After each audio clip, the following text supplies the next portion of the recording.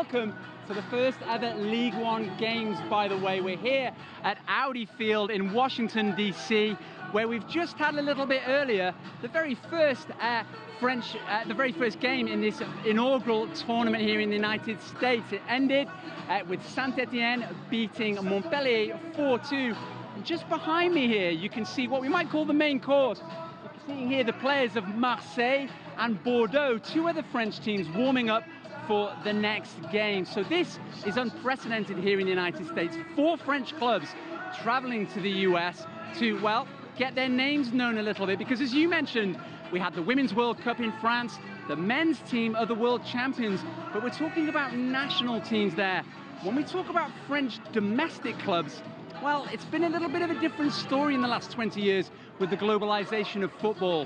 So those teams have come to the United States to try to change the narrative and engage in a little bit of marketing. Training the next generation with a little French flair. Players from Saint-Etienne Football Club are also hoping to win some new fans on their first visit to the US. But they may have work to do on brand recognition in some cases. What is the team name? Saint? I don't know. They won like 10 cups. I know back in 2006, Pierre-Emerick Aubameyang used to play there, and that was my favorite player. Saint-Etienne dominated French football in the 1970s, but today Saint-Etienne have nothing like the global profile of European powerhouses such as Barcelona, Liverpool or Munich. So they're trying to change that by joining fellow French clubs Bordeaux, Marseille and Montpellier in an unprecedented mini-tournament here in Washington, DC to try to win over American fans. France's national team has won the World Cup twice in the last 20 years with some of the game's greatest ever players.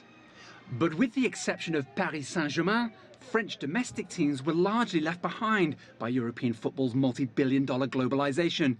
PSG's Qatari owners made Neymar and Kylian Mbappe the world's 2 most expensive players. A mix of high debts, low fan attendance and lack of investment prompting players to join wealthier clubs abroad have all been blamed. On le voit par nos résultats en Coupe d'Europe. You can see from the results in Europe, we have much smaller budgets today. Our only club is Paris Saint-Germain. We have Monaco behind that, but after that, we're a long way behind. Derrière, mais après les autres, on est très très loin. Even so, foreign investors see slumbering giants in France. In 2015, second division side Sochaux was bought by a Chinese consortium. And last year, Bordeaux became the second French club after Marseille to be acquired by US investors. Its new coach and players are trying to manage expectations with the millions of dollars being invested. Do you need to win the Champions League this season? No, we are in the process of, first of all, on our foundations, on the club foundations, regarding to rebuild a new type of culture.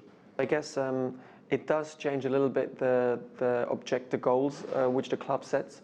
On the other hand, it doesn't change the pressure, because I think the pressure should always be very high.